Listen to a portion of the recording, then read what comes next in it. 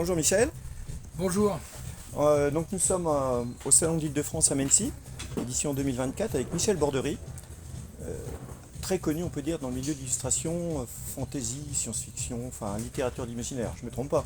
Voilà, c'est ça. Enfin, très connu, j'en sais rien, mais effectivement, dans les littératures de l'imaginaire, dans l'illustration depuis la fin des années 80, Oui, oui, oui, ça fait un petit moment effectivement que tu es dans maintenant, le... oui, ça fait 38 ans.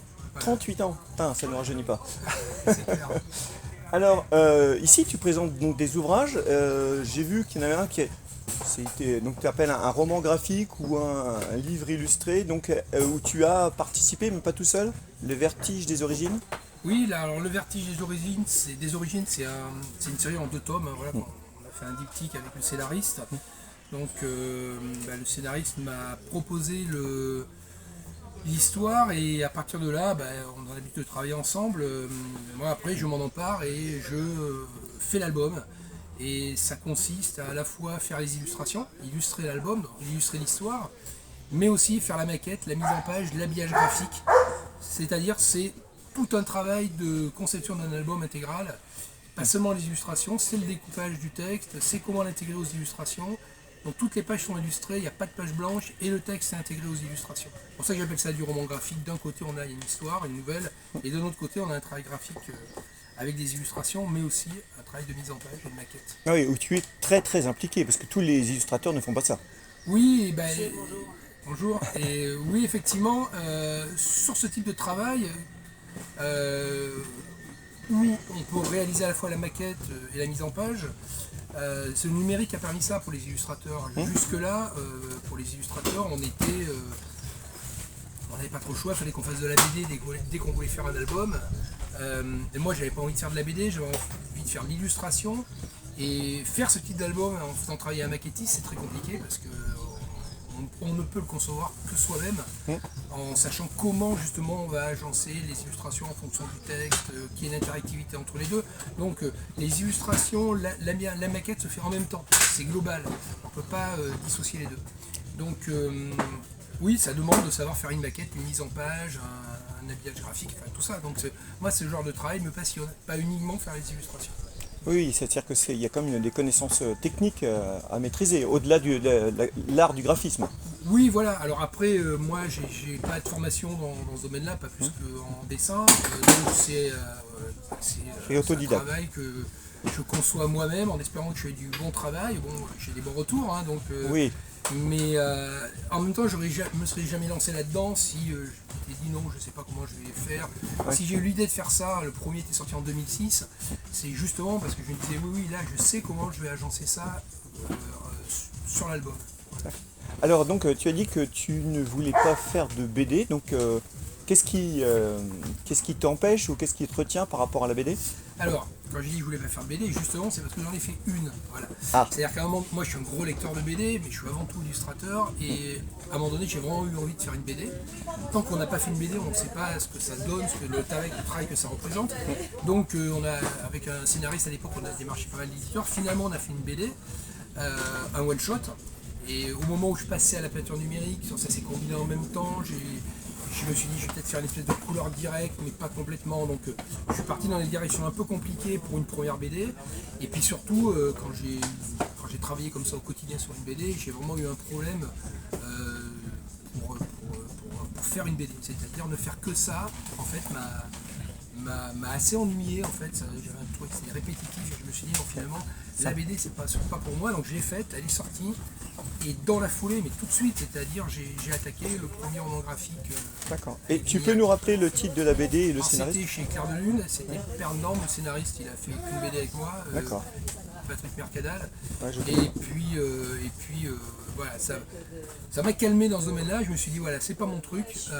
Par contre, voilà, le numérique maintenant me permet de faire des albums de ce type. Et là, je suis parti là-dessus. Et depuis, quand je fais des albums, je fais que ça. Ou alors des artbooks. Ça, c'est autre chose, mais ça reste un travail de mise en page aussi.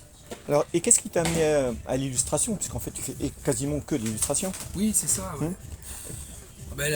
Justement, la passion des illustrateurs, alors même si je lisais de la BD jeune, voilà, et les premiers comics parus en France avec Strange, Titan, etc., puisque moi je suis de cette génération-là, j'avais dans les 11 ans quand c'est paru, Pareil. J'ai été fasciné par les illustrateurs américains, anglais, des gens comme beaucoup en science-fiction d'ailleurs. Ouais. Bon, principalement Chris Foss, mais il y avait aussi, Oui, Chris Foss, il y avait forcément. aussi les illustrateurs comme Angus Mackie, Peter Elson, Tim White, Rodney Matthews, en fait tous ces gens-là. Ouais, quand beaucoup travaillé pour J'ai lu d'ailleurs, tous ces gens-là. Oui, voilà, fait des ben, illustrations c'est-à-dire, de ils travaillaient, indirectement, puisque j'ai lu, acheter des reproductions, ça n'est bien pas sûr. forcément toujours en rapport avec les romans. Comme d'ailleurs la collection Anticipation chez Feuille Noire que je lisais énormément. Donc c'est vraiment ça qui fait que quand je me suis orienté vers le métier d'illustrateur, c'était vraiment dans le but de faire des couvertures de romans. C'était la finalité. C'était Ah, pas- ok. voilà. Donc, Oui, c'était pas faire de la BD, c'était c'était vraiment faire de l'objectif. l'illustration J'ai dès le commencé début. comme ça d'ailleurs. Ok. Oui, mais moi c'est comme ça que je t'ai connu aussi d'ailleurs, Ouais. sur des salons de SF où tu faisais des illustrations. Et donc tu présentes aussi donc, des sketchbooks, des artbooks. Oui, ben voilà, c'est pareil, je trouve que malheureusement il n'y en a pas assez, surtout en France, c'est-à-dire Ouais. que si les auteurs eux-mêmes n'en font pas, les éditeurs sont assez frileux avec ça. Donc oui, j'avais sorti un artbook, un tirage limité sur mon travail il y a une dizaine d'années, et cette année justement j'ai sorti un artbook alors, beaucoup plus conséquent, ça a 130 pages sur ma carrière en fait, d'illustrateur, donc ça englobe ce que j'ai fait, une grosse sélection évidemment. Et j'ai fait aussi un sketchbook avec l'ami Johan Baudin qui est illustrateur aussi, qui travaille entre autres pour les cartes Magic. Donc j'aime bien proposer ça, et puis en plus on voit que le public aime ça, c'est-à-dire qu'il y a une demande. Après c'est plus compliqué chez les gros éditeurs pour faire ce genre d'album, qui considèrent sans doute que les ventes vont pas être colossales, donc ça c'est peu malheureusement, mais maintenant pas mal d'illustrateurs le font en crowdfunding, donc on commence à avoir un peu plus d'artbooks sur le marché de pas mal d'illustrateurs. Oui, avec le crowdfunding, ça permet Ouais. quand même d'élargir le panel des publications. Ouais. Et donc tu travailles principalement avec ça, avec genre avec Ulule et compagnie quoi. Avec Ulule, Alors, moi, c'est pas vraiment le cas. Ouais. Tes éditeurs. C'est-à-dire que j'ai une l'association Arcantès, en fait, dont le président a scénarisé trois de mes albums. Ouais. Et on a co-scénarisé la guerre de l'Irving, qui est un coffret à tirage limité, qui lui m'a proposé en fait de financer, c'est-à-dire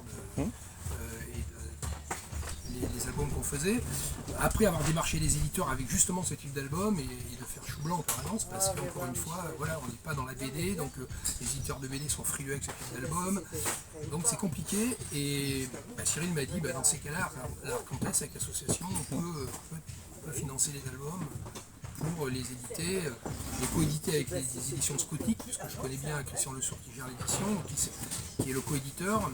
Et donc je n'ai pas besoin de faire un crowdfunding puisque j'ai une association Qui le finance fait. les albums. Ok. Et justement, en parlant d'illustrateurs, le gros sujet du moment, c'est l'IA. Oui. Vas-y, parle-nous un peu de ton opinion sur l'IA, sur tes craintes, tes perspectives, parce que c'est un vrai problème, quoi. Oui, c'est un gros problème. Surtout dans l'illustration pure. Voilà, alors pas seulement dans le domaine de l'art, puisque ça généralise dans tous les domaines. Bien sûr. Mais c'est sûr que dans le domaine de l'art et l'illustration, oui, là, on est face à un problème assez majeur, qui a été très vite en fait. C'est-à-dire que ça fait 3 ans, je crois, que Cassette, les IA ont débarqué. Et c'est en train de gangréner le milieu un peu dans tous les domaines. Je crois qu'aucun domaine sera à l'abri. Dans l'illustration, oui, par contre là, effectivement, C'est tout de suite. c'est vraiment problématique. Depuis le début des années 2000, on a formé en France énormément d'illustrateurs dans le domaine justement de la peinture numérique, pour les boîtes de jeux vidéo, pour le cinéma, pour l'animation, enfin dans plein de domaines. Et puis là, on voit que déjà des boîtes commencent à travailler avec des IA, commencent à licencier, commencent à utiliser des illustrateurs pour faire des retouches sur les IA. Évidemment, ça progresse de plus en plus vite au niveau technique, ce qu'on peut faire maintenant avec un prompt, donc pour faire une illustration. Donc oui, je pense que là, il y a un vrai problème dans l'édition en particulier, c'est-à-dire les éditeurs vont être tentés effectivement d'utiliser des IA, ça revient beaucoup moins cher que payer un illustrateur. Fatalement. Et vu beaucoup d'éditeurs dans le domaine de l'imaginaire ont peu de moyens, c'est pas des gros éditeurs. Voilà. Donc moi je connais plein de petits éditeurs qui refusent ça, d'autres qui lancent des maisons d'édition et qui travaillent d'emblée avec des IA. Donc moi je suis plutôt pessimiste, on va voir ce qui se passe. Je vois mal comment on va pouvoir sortir de ça, parce que ça va déjà très vite. Il y a déjà des illustrateurs qui intègrent ça à leur travail. Donc ouais, moi je pense que c'est assez dangereux ce qui est en train de se passer dans le domaine de l'illustration, et pas seulement. Je pense que les dessinateurs BD sont à l'abri aussi pour le moment, mais il y a déjà effectivement la possibilité de faire... Dans l'écriture, c'est déjà le cas aussi. Voilà. Voilà, donc c'est un phénomène très largement répandu. Donc, étant donné qu'on est quand même très très nombreux sur le marché dans le domaine de l'illustration, il va y avoir de la casse, ça c'est sûr. Voilà. Et il y en a déjà de toute façon. Bah, ils vont ressortir ceux qui ont déjà un public, ceux qui ont un style qui sort, qui est différent des IA sans doute. Voilà, ceux qui ont vraiment sont imposés dans le milieu avec un style, vont tirer leur épingle du jeu, mais il va y avoir toute une partie qui va être licenciée ou qui va devoir galérer. Et puis encore une fois, ce qui va se passer, c'est que les prix vont être tirés encore plus bas parce que les prix ne cessent de baisser, les rémunérations, donc ça va encore aller vers le bas parce qu'il y aura moins de travail. Donc tout ça, c'est pas spécialement joyeux à l'avenir. Alors pour être un peu plus réjouissant, tes projets, la suite. Alors pour le moment, moi je continue mon travail d'illustrateur. Pour ce qui est des albums, là je suis en pause là. Ouais. On a justement, à la fin de l'artbook, je voulais proposer quelques pages d'inédits, puisque l'artbook n'est qu'une compilation de ce que j'ai fait dans ma carrière. Et donc on a proposé un chapitre de 8 pages justement qui propose un projet à venir. Donc c'est un projet à venir en ancrage traditionnel, justement un peu en réaction aux IA, parce que moi je travaille en peinture numérique pour les illustrations, je continue à faire de l'ancrage et du crayon, mais dès que je fais une illustration en peinture, depuis 2004 je travaille en peinture numérique, jusque là je travaillais en traditionnel jusqu'à 2004, et là je me suis dit, proposer un projet où là ce sera de l'ancrage traditionnel, mise en couleur numérique, d'accord, mais de l'ancrage traditionnel, mélange BD, illustration, texte, donc ça c'est le futur projet, mais c'est pas pour tout de suite. D'accord. C'est un petit peu... Et donc avec quels auteurs et quels éditeurs tu travailles régulièrement? Eh bien en fait, alors pour ce qui est des couvertures de romans avec pléthore d'éditeurs à droite à gauche, donc pratiquement plus avec des gros éditeurs, parce que là le marché s'est vraiment pas mal refermé, il y a moins d'illustrations, beaucoup plus d'illustrations graphiques d'ailleurs en bande. Mais c'est plutôt avec beaucoup de petits éditeurs dans le domaine de l'imaginaire, sachant que depuis le Covid, il y a pas beaucoup de petits éditeurs qui ont mis la clé sous la porte parce que plus de festivals, donc ils vendent principalement sur le festival, donc ça a été une catastrophe. Donc là aussi, il commence à y avoir une pénurie, puis comme je disais tout à l'heure, il y a des nouveaux qui arrivent, mais qui travaillent avec des IA. Directement avec le numérique. Donc voilà, c'est pas non plus. C'est pas super C'est réjouissant. pas top. Bon écoute, bon courage quand même, bon salon, Merci, et toi et aussi. puis à bientôt. Au Salut. revoir.